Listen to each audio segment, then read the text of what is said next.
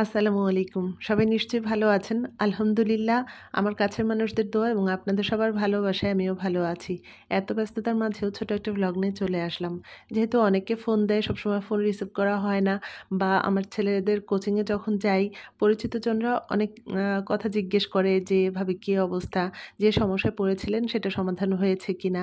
দাঁড়িয়ে যে একটু সময় নিয়ে তাদের সঙ্গে কথা বলবো সেই সময়টাও হয় না। ২-১ জনের সঙ্গে একটু কথা বলি, সবার সঙ্গে তো আর সবকিছু শেয়ার করার সময় হয় না। তাই ভাবলাম ছোট একটা ভ্লগে আপনাদের সঙ্গে গল্প করতে চলে আসি। এই কটা দিন আবহাওয়াটা বেশ ভালো ছিল, যার কারণে কাপড়-চোপড় যা নামিয়েছি ভাবলাম একটু রোদ দিয়ে ভালোভাবে ঝেড়ে পরিষ্কার করে আবার গুছিয়ে সুন্দর করে রেখে দেবো। তো আমার ফোনটা যেখানে ধরে আছি, স্কুলের মাঠের ওই পাশটাতে নতুন করে আবার শহীদ মিনার তৈরি হচ্ছে।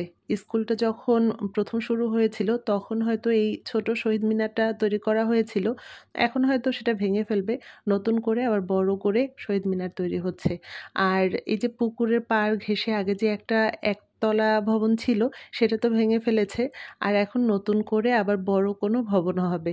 এরপরে আপনাদেরকে আর এখান থেকে হয়তো স্কুলের কিছু অংশ দেখাতে পারবো না। আগে তো স্কুলের কিছু অংশ হলেও আপনাদের সঙ্গে শেয়ার করতে পারতাম, সেটা আর এরপরে দেখাতে পারবো না।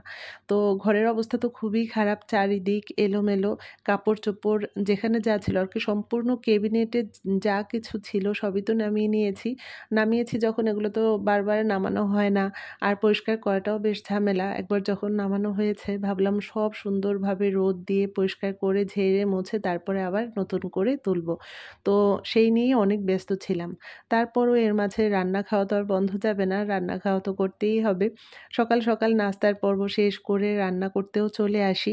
আর টুকিটাকি কাজ যা আছে সেগুলোও গুছিয়ে নিই। এক আপু জানতে চেয়েছিলেন এই উইপোকা দূর করার জন্য আমি কি ওষুধ ব্যবহার করেছি। ওষুধটার নাম আমি ঠিক বলতে পারবো না, কারণ এটা আপনাদের ভাইয়া নিয়ে এসেছিল আর আমি ধরেও দেখিনি। আপনাদের ভাইয়া কেরোসিন তেলের সঙ্গে ওষুধটা মিক্সড করে স্প্রে করে দিয়েছে। তো এই কারণে ওষুধের নামটা আমি ঠিক বলতে পারবো না, তবে ইউটিউব সার্চ দিয়ে দেখতে পারেন। ঘরের এই অল্প একটু অংশ এলোমেলো দেখতেই হয়তো আপনাদের কাছে খারাপ লাগছে, তবে আমার সম্পূর্ণ ঘরেরই এই একই অবস্থা। ওয়ার্ড্রোপের ড্রয়ারগুলো সব বের করে নিয়ে ওয়ার্ড্রোপের ভেতরে সেই ওষুধটা স্প্রে করে দিয়েছি।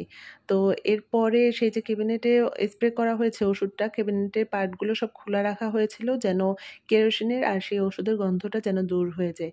তারপরে আজকে বেশ কয়েকবার খুব ভালোভাবে ক্যাবিনেটটা পরিষ্কার করে মুছে নিয়েছি। তো প্রথমে ভিজা কাপড় দিয়ে মুছেছি, তারপরে শুকনা কাপড় দিয়ে মুছে নিয়েছি। বারবার মুছে নিচ্ছি যেন কোনো কেরোসিনের গন্ধ না আসে। একটা কথা চিন্তা করে আমার খুব ভয় হচ্ছে, এত কষ্ট করার পরও কাপড়-চোপড় রাখার পরে যদি দেখি যে সেই পোকা কোনোভাবে আবার এসেছে, তখন কান্না করা ছাড়া আর কোনো উপায় আমার নেই। আমার বেলকনির এই কোণায় কখনো তেমন একটা আসা হয় না। তবে এই কোণায় যে মানি প্ল্যান্ট গাছটা আছে এটা একদম ঝোপের মতো হয়েছিল। তো এখান থেকে আমার হেল্পিং হ্যান্ড যে আছে সে তো মুছে যাওয়ার পরে আমার তেমন একটা আশা হতো না। এর অবস্থা আর কি নিচের দিকে যে এরকম কাদা মাটি দিয়ে ভরে আছে এটা তো আমি কখনো দেখিওনি। তো আজকে সেই গাছগুলো সব আমি সরিয়ে ফেলেছি। সরিয়ে একদম বেলকনিটা খুব সুন্দর করে পরিষ্কার করে নিয়েছি। অনেক রোদ উঠেছিল, ঘরে বেশি পরিমাণে মরিচ, ডাল এগুলো থাকলে বর্ষার দিনে একটু পোকা আসে। তো মরিচগুলো রোদ দিয়ে নিলাম। আর এই কাপড়-চোপড়গুলো যে কবে গুছিয়ে আমি ঘরটা গুছিয়ে উঠতে পারবো জানি না। যাই হোক, অনেক গল্প করে ফেললাম। আপনারা সবাই আমার জন্য দোয়া করবেন যেন সব কিছু তাড়াতাড়ি গুছিয়ে উঠতে পারি।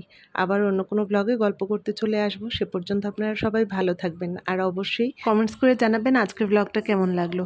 যদি ভালো লেগে থাকে তাহলে লাইক দিতে ভুল করবেন না। সবাই ভালো থাকবেন। কথা হবে অন্য কোনো ব্লগে। খোদা হাফেজ।